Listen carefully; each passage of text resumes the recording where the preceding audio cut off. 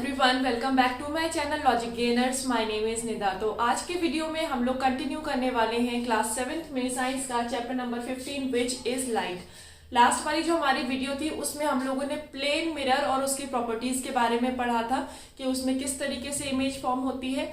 आज के वीडियो में हम स्फेरिकल मिरर्स के बारे में पढ़ेंगे कि कितने टाइप्स के होते हैं और इनकी क्या क्या प्रॉपर्टीज होती हैं। जो भी इसमें इमेज फॉर्म होती है उसकी कौन कौन सी प्रॉपर्टीज होती हैं। ठीक है, तो सबसे पहले हम लोग स्टार्ट करते हैं कि जो हमारा स्फेरिकल मिरर होता है वो होता क्या है। अगर जैसे कि आप लोगों ने देखा होगा जो प्लेन मिरर होता है वो कैसा होता है, बिल्कुल सीधा होता है। नाम से पता चल रहा है बिल्कुल प्लेन होता है उसका सरफेस, जो कि आपके घरों में भी आप लोगों ने देखा होगा।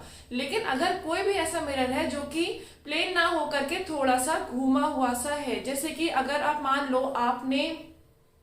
आप घर में अगर देखोगे, अगर आप प्लेट उठा करके देखते हो तो प्लेट का सरफेस कैसा होता है, बिल्कुल सीधा होता है। तो वो बिल्कुल एक्ट करता है उस तरीके से जैसे कि प्लेन मिरर होता है। लेकिन अगर आप अपने घर में जो भी एक स्पून ले लो, स्पून को उठा करके देखो, जैसे कि मान लो ये मेरे हाथ में स्पून है, ठीक है ना। तो मैं क्या कर रही हूँ, यहाँ पर ये कर्व्ड मिरर के फॉर्म में है, जैसे कि यहाँ पर कर्व बना हुआ है, ये अंदर की तरफ कर्व बना हुआ है। तो मैं क्या करूं, सबसे पहले ये जो बाहरी उभरा हुआ पार्ट होता है ना, इसमें मैं अपने आप को देखती हूँ थोड़ा सा पास, फिर उसके बाद में मैं अपनी जो इमेज है वो थोड़ा सा दूर लेकर के जाती हूँ। तो मुझे इसके अपने जो इमेज है उसकी साइज में मुझे कुछ ना कुछ डिफरेंस नजर आएगा। इसके अलावा अगर मैं इसको उल्टा करके देखती हूँ, जो कि अंदर की साइड मुड़ा हुआ है, ठीक है, अंदर की साइड है, तो ये भी क्या करेगा, एक मिरर की तरह ही वर्क करता है। इसमें भी एक इमेज फॉर्म होती है। तो इसी तरीके से जो भी हमारे मिरर्स होते हैं, जो या तो फिर बाहर की तरफ मुड़े हुए होंगे या फिर अंदर की तरफ मुड़े हुए होंगे, तो वो क्या होगा, एक कर्व बनाते हैं। तो इसीलिए हम इसको कर्व्ड मिरर या तो फिर स्फेरिकल मिरर भी बोलते हैं। अब बात ये आती है कि इसको क्योंकि कर्व है तो हमने कर्व मिरर बोल दिया। स्फेरिकल मिरर क्यों बोलते हैं, तो स्फेरिकल मिरर के लिए मान लो आपने इसको थोड़ा सा समझो कि आपके पास में एक बॉल है, आपने क्या किया, उस बॉल को बीच में से कट कर दिया। जैसे मान लो ये मेरी बॉल है पूरी, ठीक है, अब मैं इसको बीच में से कट कर रही हूँ। कट करने के बाद में मेरा जो ये आधा पार्ट है, हाफ पार्ट है, इसको मैं अपने हाथ में लूं, ठीक है, तो क्या होगा, एक तो ये अंदर की तरफ अंदर वाला पार्ट होगा जो कि कर्व बना हुआ है, ठीक है, और एक ये बाहर वाला पार्ट है। तो इसी शेप में ही हमारे कर्व्ड मिरर होते हैं। इसीलिए अगर हम इसको पूरा जोड़ दें, ठीक है, एक तो हम ये वाला मिरर ले लें, इस पार्ट में ले लें, दूसरा हमने ऐसे ले लिया जो कि अंदर की तरफ है, ये थोड़ा उभरा हुआ है। तो अगर हम इसको जोड़ दें तो क्या बना रहा है, ये एक पूरा स्फेयर बना लेता है। इसीलिए हम इसको स्फेरिकल मिरर बोलते हैं। तो अब हम इसको देखते हैं कि ये वर्क कैसे करता है। तो सबसे पहले, if a reflecting surface of a spherical mirror is concave, surface क्या कर रहा है, मिरर में रिफ्लेक्ट करेगा, उस वहां पे जो लाइट पड़ेगी वो रिफ्लेक्ट करेगी ही करेगी। तो अगर जो ऐसा सरफेस है जहां पर लाइट पड़ रही है और उसके बाद में रिफ्लेक्ट हो रही है, तो वो सरफेस अगर कॉनकेव है तो उस मिरर को हम लोग कॉनकेव मिरर बोलते हैं। इसके अलावा अगर ऐसा जो भी सरफेस है जहां पर लाइट पड़ रही है और रिफ्लेक्ट हो रही है, तो वो वाला सरफेस अगर कॉन्वेक्स सरफेस है तो हमारा मिरर कैसा होगा, कॉन्वेक्स मिरर होगा। यहाँ पर दो मैंने जो इसके डायग्राम्स हैं वो बनाए हुए हैं, अगर आप देखो तो ये हो गया मेरा सरफेस ऐसा, जो कि जहां से रिफ्लेक्शन होगा, ठीक है। तो अंदर की तरफ ये सरफेस है, तो कैसा है, कॉनकेव सरफेस है, तो इसीलिए हम इसको कॉनकेव मिरर बोलते हैं। दूसरी तरफ यहां से क्या हो रहा है, ये वाला जो हमारा सरफेस है ये कॉन्वेक्स है, बाहर की तरफ उभरा हुआ है, तो यहां से क्या होगा, लाइट रिफ्लेक्ट होगी। तो इस सरफेस को हम लोग कॉन्वेक्स सरफेस बोलते हैं और इस मिरर को हम लोग बोलेंगे कॉन्वेक्स मिरर। अब बात ये आती है कि हमारे जो इमेजेस हम लोगों ने देखी थी, अगर आपने लास्ट वाली वीडियो देखी है प्लेन मिरर की, तो वहां पे उस प्लेन मिरर में जो इमेज बन रही थी उसमें क्या था कि पहली बात जो साइज था इमेज का और जो ऑब्जेक्ट का साइज था वो दोनों ही सेम साइज थे।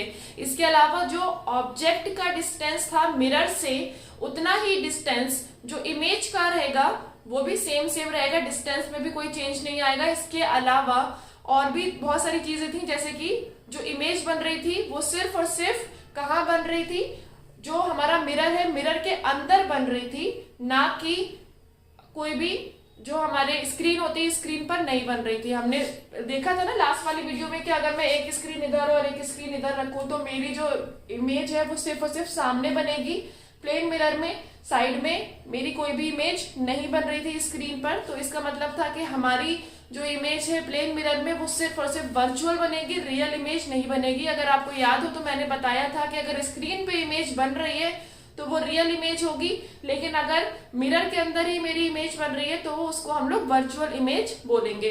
बट हम यहाँ पे देख लेते हैं कि ये सारी प्रॉपर्टीज क्या इसमें भी होती हैं, क्या इसमें भी सिर्फ और सिर्फ वर्चुअल इमेज बनती है, क्या इसमें भी सेम साइज की इमेज बनती है। तो उसको एक बार हम लोग स्टडी कर लेते। ओके, तो अब हम बात कर लेते हैं कॉनकेव मिरर की। कॉनकेव मिरर जैसे अभी मैंने बताया था कुछ ऐसा होगा, अंदर की तरफ मुड़ा हुआ, और इस पर जो भी लाइट फॉल होगी उसका रिफ्लेक्शन अंदर की साइड से होगा। ठीक है, ऐसा जो मिरर होगा उसको हम कॉनकेव कहते हैं। इसका प्रॉपर्टीज क्या होते हैं, इसमें जो इमेज फॉर्म होती है वो कैसे होती है, उसको हम एक एक्टिविटी के थ्रू समझने की कोशिश करते हैं। यहाँ पे हमने क्या किया है, कॉनकेव मिरर ले लिया है, इसके आगे हमने कुछ डिस्टेंस पे लगभग हम मान लो कि 50 सेंटीमीटर ले ली। पहले हमने डिस्टेंस 50 सेंटीमीटर की डिस्टेंस पर हमने एक ऑब्जेक्ट रख दिया, मतलब एक कैंडल रख दी।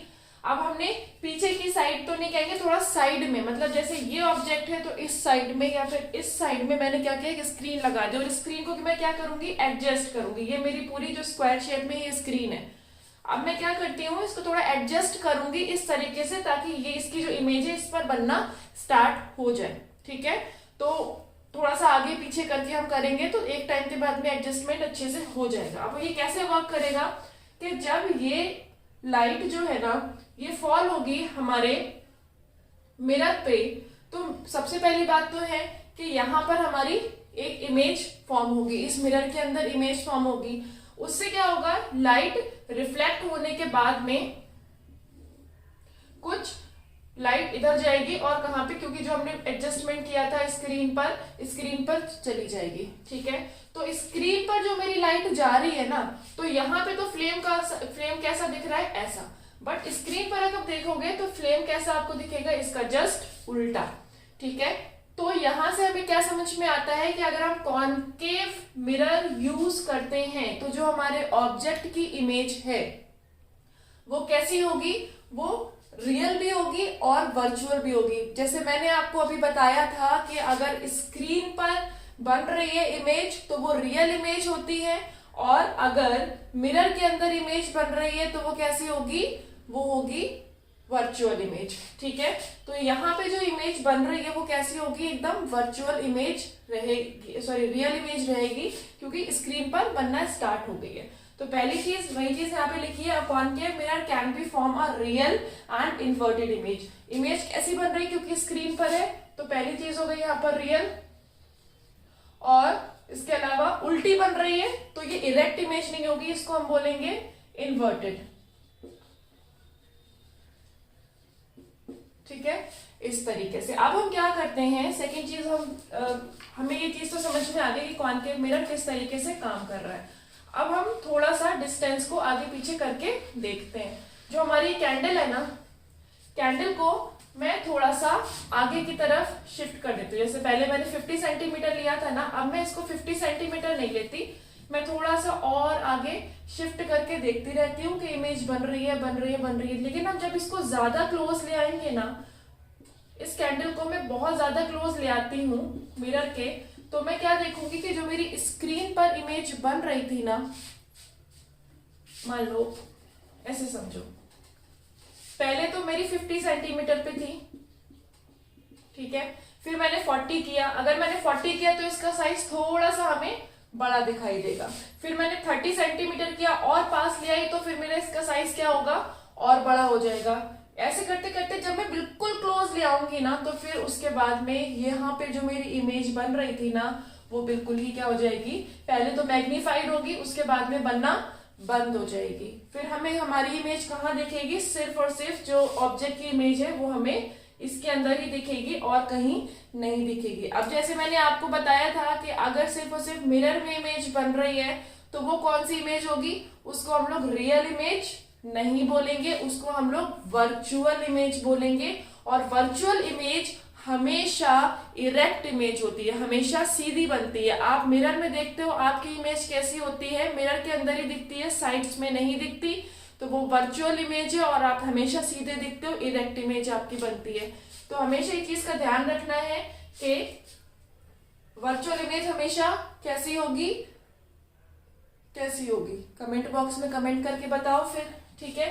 अच्छा, तो हमें ये चीज तो पता चल गई कि जो कॉनकेव मिरर होते हैं उसको ऑब्जेक्ट के ज्यादा पास ले जाएंगे तो फिर उसका एनलार्ज्ड साइज हमें नजर आता है, बड़ा साइज। तो बड़ा साइज हमें कहीं पे भी देखना हो तो उसके उस जगह पे हम लोग कॉनकेव मिरर का यूज ले सकते हैं। जैसे कि जो डॉक्टर्स होते हैं, doctors use concave mirror for examining eyes, ears, nose and throat. जब इसको चेक करना हो ना तो वो जो अपने चीजें यूज करते हैं, अपने टूल्स यूज करते हैं, उसमें मिरर जो लगा होता है वो कॉनकेव मिरर होता है ताकि चीजों को बड़ा करके वो देख सके। वो मिरर को जो ऑब्जेक्ट, लाइक सपोज मेरी आईज में कुछ प्रॉब्लम है तो वो उसको आईज मिरर के सॉरी जो मिरर है उसको ऑब्जेक्ट के पास में ले जाएंगे और ये जो मेरे अंदर का जो मेरा साइज है ना ये थोड़ा सा बड़ा होकर के दिखाई देगा।